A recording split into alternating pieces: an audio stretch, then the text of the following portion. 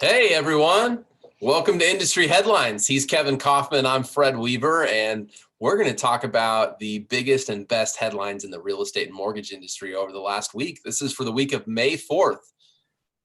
Yeah, so a lot of some interesting news going on, that's for sure. Finally, something other than just mortgages, although we're going to talk mortgages today, right? So we're going to cover the return of iBuying. We're going to talk about more mortgage stuff with Wells Fargo, and then Fannie Mae is going to be in the news again because let's face it, it's just a time where there's a lot going on with the mortgage industry. So let's Yeah. start with Open Door returning to home buying.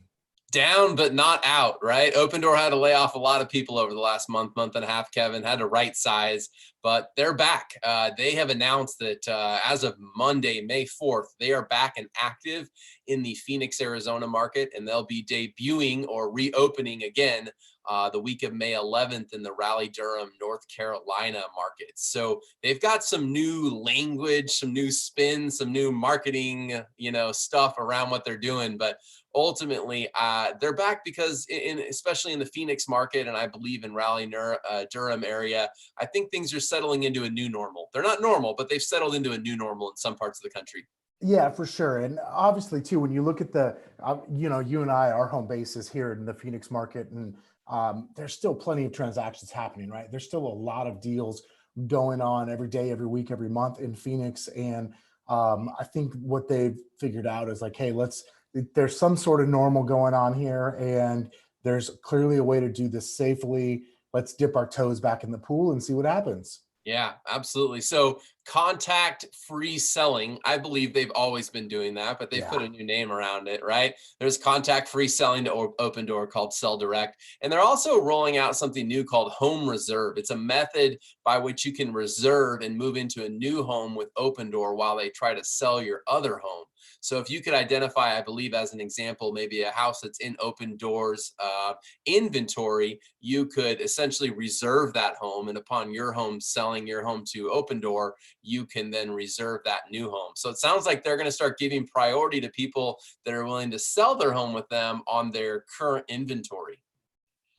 That is interesting for sure. So they're going to, More on that as we learn it, I right? have a But feeling that won't be the last time we talk about that on industry headlines. But let's move on because we've got now this week, we've got Wells Fargo joining Chase Bank in the halting of HELOC lending. So up until a couple of days ago, JP Morgan Chase was the only big bank that had said, hey, we're no longer going to offer home equity line of credits. And then just a couple of days ago, Wells Fargo came out and announced that they're no longer accepting applications for HELOCs either. So that is an interesting twist. yeah, it's an interesting twist. These banks, obviously, it's hard for them when they operate nationally to do things regionally. But I wonder if once things settle out, if they won't start relaunching some of their products, such as a HELOC, in markets or in regions where home prices aren't maybe as much at risk. So it'll be interesting to watch. But for now, yeah, Chase and Wells Fargo have taken their home equity line of credit HELOC products off the board. Yeah, pretty interesting. So speaking of mortgage, because I did promise a couple mortgage news in Fannie Mae. So Fannie Mae announced or disclosed, I should say, that they've already got 1 million mortgages in forbearance, but they think that number is going to double. Yeah, so the 1 million number of homes in forbearance, it's roughly 7% of all mortgages that are in their portfolio. And they're anticipating that it could go up to about 15%.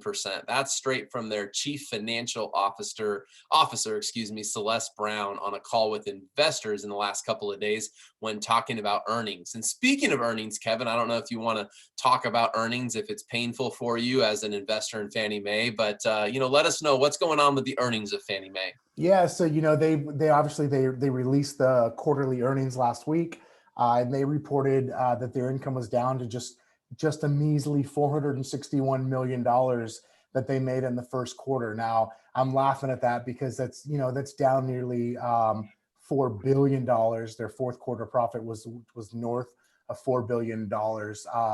And so, yeah, that's a big drop. They had a net income of 2.4 billion in the first quarter last year. So obviously, first quarter is always a little lower for them, but 461 million with the pandemic going on. Too bad the government has been stealing all of their money for the I'm last glad decade. these guys are still in conservatorship. They just don't seem like they're very healthy.